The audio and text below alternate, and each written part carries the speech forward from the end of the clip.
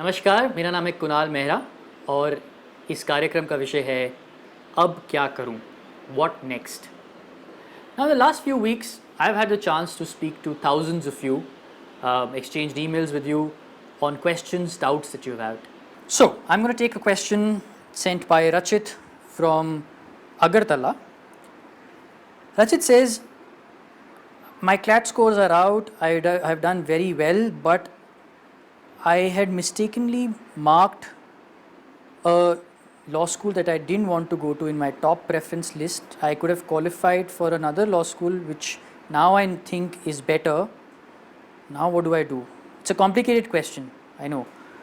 Well, basically a lot of you have marked the wrong preference. You probably didn't have enough information or made a mistake while putting down those preferences, and now that the class results are out, you could have qualified for what is probably a better law school, or the world says is a better law school than what you're actually going to. What do I say?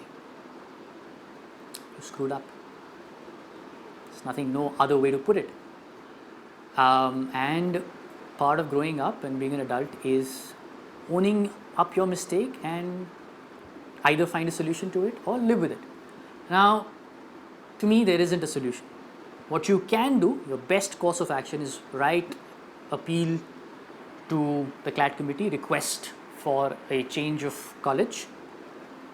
Chances are very, very rare, especially because if they allow you, that means they will open a floodgates of applications where somebody is not happy with X law school and wants to go to Y law school, because there is no set ranking for law school, and every second person will have a different answer on which law school is ranked 6 vis-a-vis which law school should be ranked 7.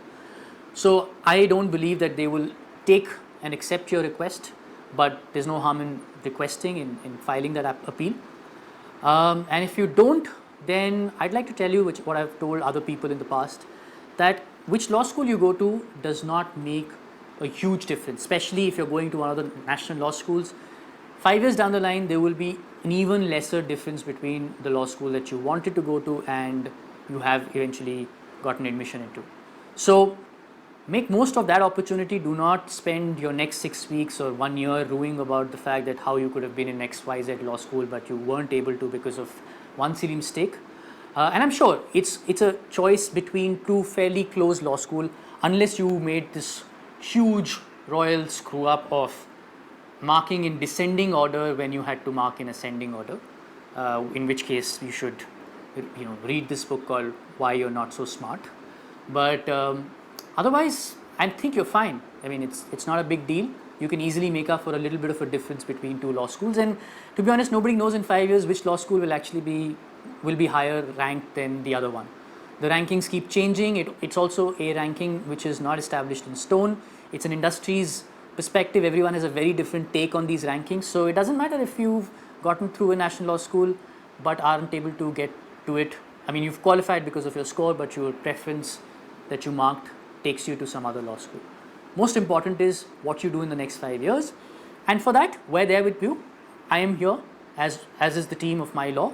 We'll be there with you for the next 5 years as your companion through law school, and whatever little disadvantage you believe you have today or gained because of this error, we'll make sure we'll win over that disadvantage or make up for that disadvantage very soon.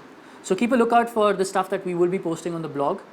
In case you have further questions, specific questions about this, write into me on kunal@mylaw.net or stay in touch with me through the blog, which is the CLAT@mylaw.net blog. Have fun, enjoy your next 6 weeks, and get ready for an interesting next 5 years.